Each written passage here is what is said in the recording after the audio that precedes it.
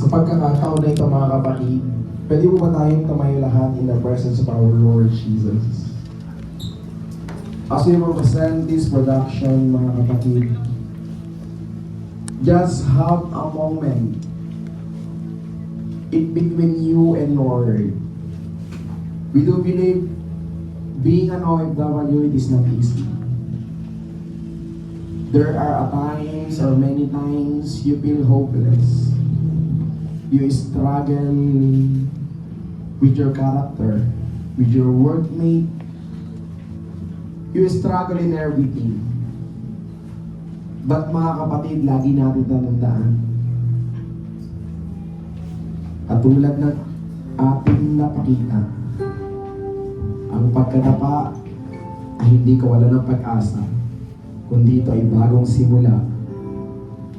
Kaya mong bumangon muli, ipagpatuloy ang nasimulan. Kaya sa mga sandali po na ito, bago po i-distribute sa atin ang mga candle, representing and aiming, Lord, we need your light. Sa pagkakataon na ito, maraming bagay tayong nais na ipagpasalamat sa Diyos. At kung iisa-isahin po natin ang mga bagay na yon, hindi sasapat ang ating oras.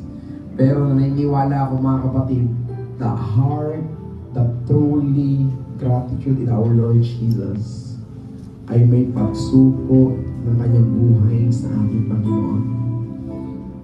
Hayaan mo po sa mga sandali po na ito, pwede mong kausapin ang ating Panginoon. Ikaw at ang Diyos lang. Yung tipo na sinasabi mo ang lahat ng iyong bigat, sitwasyon sa ating Panginoon. Lahat ng iyong struggle sa pag-aaral, sa pagtatrabaho, struggle sa buhay, sa pamilya. Pwede mong ibulong sa ating Panginoon.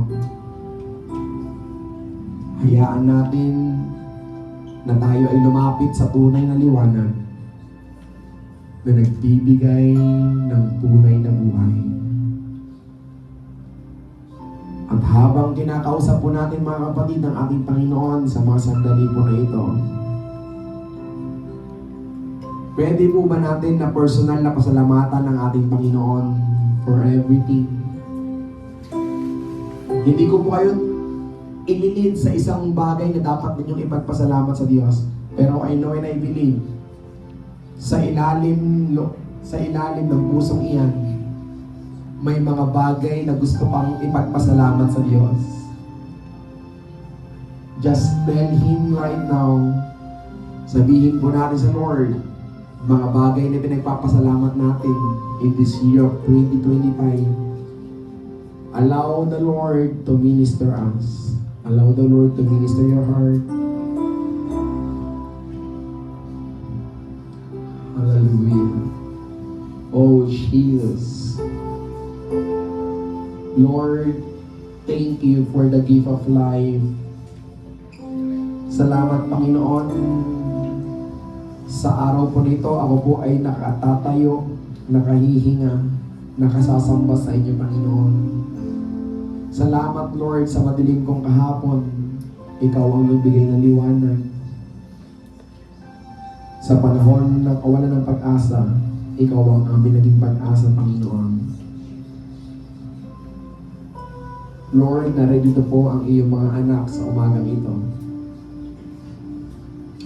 Lumalapit ng may pagpapakumaba sa inyong pong harapan. Inaamin, Lord, ang katotohanan na wala po kaming kayang gawin, Panginoon, kung ikaw po ay hiwalay sa amin.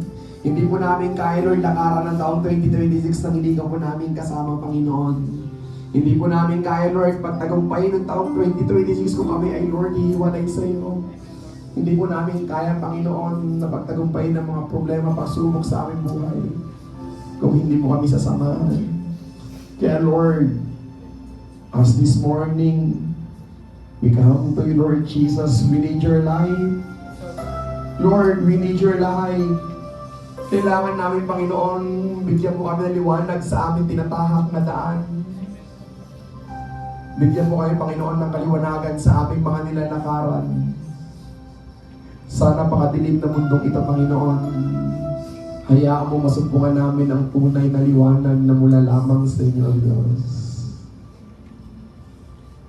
At hayaan mo, Lord, as we act in faith, Lord Jesus, pahintulutan mo kayo, Panginoon, na may isa pamuhay, malakaran, ang liwanag na nagmumula lamang sa inyo, Panginoon.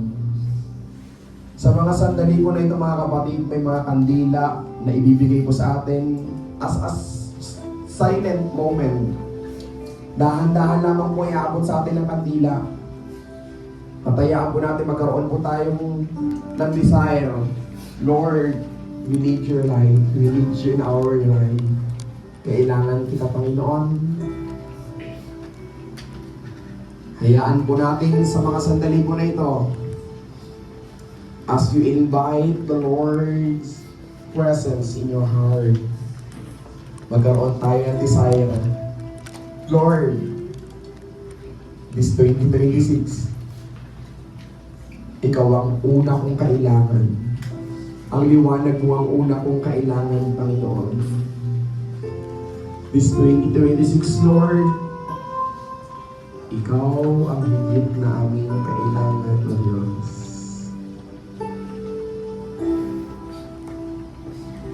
As we sing this song, mga kapatid, in silent moment, have a personal na pag-uusap sa ating Panginoon. Desire, mga kapatid,